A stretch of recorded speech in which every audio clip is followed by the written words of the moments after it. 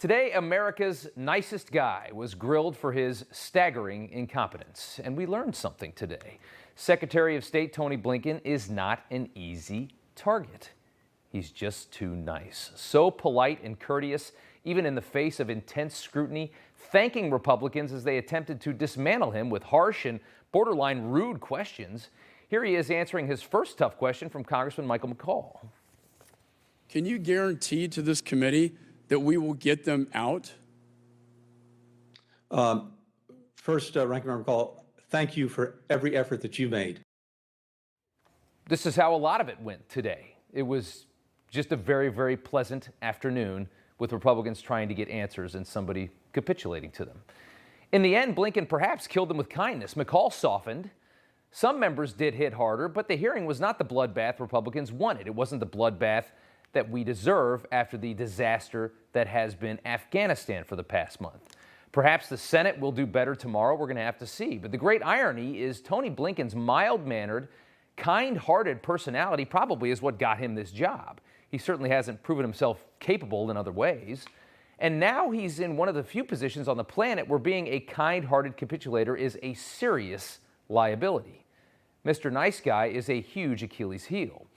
The problem is he's one of the main people in charge of protecting the nation from foreign threats. From the official State Department website, one of the duties of the Secretary of State is ensuring the protection of the U.S. government to American citizens' property and interests in foreign countries. Do you trust Antony Blinken with that job?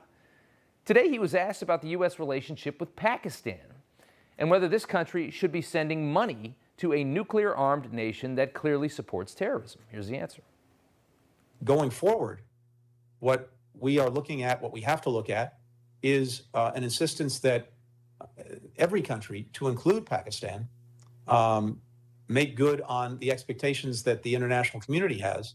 Pakistan needs to line up with the rest of the, with a broad majority of the international community in working toward those ends and in upholding those expectations. All of that word salad meant absolutely nothing. This is the way that our politicians talk about China. This is the way they talk about Iran. We never change anyone's behavior anymore because we let bureaucrats try to change it, and they can change absolutely nothing. The classic non-answer from Blinken, a staple of Washington politics, basically meaning, yeah, we're just going to keep on giving money to Pakistan and they're going to keep on funding the Taliban and Al-Qaeda, and, you know, it's just the way it is. We have a lot of money, and we just like to give it away. According to the U.S. Embassy in Pakistan, since 2009, our government has given your money, $5 billion worth in civilian assistance to Pakistan, over $1 billion in emergency humanitarian response. During Pakistan's 2019 to 2020 fiscal year, the U.S. was the top donor country to Pakistan. The same guys that harbored Taliban, Al-Qaeda, Osama bin Laden. We just love sending them your money. It's fun, right? You probably follow the news to be skeptical. How much of that money do you think is going to feed poor kids in Islamabad versus arming militias and terror groups supporting the Pakistani leadership's ideology? Russia and China are working fast to get in tight with the Taliban now. You've probably seen that story as well. And we should be very worried about Russia and China, but we have a Secretary of State who's worried about the plight of transgendered people in Kandahar. Far more, of course. As for the crisis that was the Afghanistan pullout, naturally Blinken blamed the previous administration. When President Biden took office in January, he inherited an agreement that his predecessor had reached with the Taliban to remove all remaining forces from Afghanistan by May 1st of this year. We inherited a deadline. We did not inherit a plan. One guy fixed no hair. Blinken saying they got a deadline but no plan, and made it appear as though the deadline was set in stone, but then he said the end of May. If you'll notice, it's September. That deadline was pushed back 3 months, so huge holes in that argument. But sure, nothing could have been done to prevent this outcome. It was just simply a foregone conclusion, as if Trump had done it himself. Not even Democrats believe this, by the way. The Biden White House and State Department being actively mocked by people like Leon Panetta and Michael Morrell. It's an argument we've heard before, and one they will undoubtedly continue to use whenever it's convenient, because the media, of course, supports it. The media is out there telling everybody right now, oh yeah, well, Trump made the deal. Yeah, this was going to happen this way. Former President Trump did fire back at the accusations made by Blinken. He put out one of his statements, since that's the only place he's allowed to talk. Secretary of State Blinken is doing everything in his power to make the most inept withdrawal in history look at least acceptable. It never will.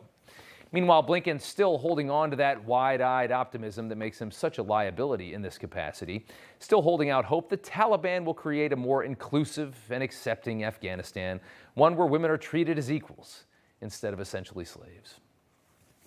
We expect the Taliban to ensure freedom of travel, to make good on its commitments on counterterrorism, to uphold the basic rights of the Afghan people, including women, girls, and minorities, to name a broadly representative permanent government, to forswear reprisals.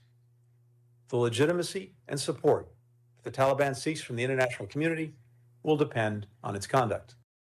If anybody can get the Taliban to act accordingly, it's Tony Blinken and Joe Biden. You count on that. We'd also like to use diplomatic pressure to ensure that ISIS begins donating more money to charity, and we're working on that. We all know that the Taliban will soon be back to killing dissidents and doing the things that they've always done. They've already been slaughtering the allies that we left behind in their country. But of course, the actions of the Taliban don't matter nearly as much to the American left as hyper-exaggerated issues here in our own country. Documentary filmmaker Michael Moore tweeted this out: "Their Taliban, our Taliban," comparing a photo of the Taliban taking Afghanistan with a photo of the January 6th rioters. On Saturday in Shanksville, Pennsylvania, on 9/11, former President George W. Bush surprisingly reiterated one of the left's favorite talking points, calling on Americans to confront terror in all its forms, but drawing a direct comparison between terrorists who killed thousands on 9/11 with the rioters from January 6th who killed nobody. Take a listen. There is little cultural overlap between violent extremists abroad and violent extremists at home. But in their disdain for pluralism, in their disregard for human life, in their determination to defile national symbols, they are children of the same foul spirit, and it is our continuing duty to confront them. It's a shame, because it was otherwise a pretty good speech, and it was a very important day for a good speech. But that comment, of course, shocked and angered a lot of Republicans. But it shouldn't. At this point, we should expect this from anybody who is establishment in Washington, and they're right.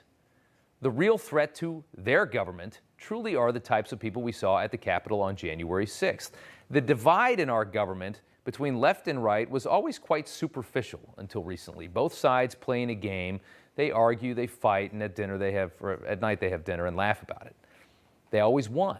The government, the institutions always won. We, the people, were always the real losers, governed by a massive, powerful entity with its own best interests in mind and not too concerned about yours.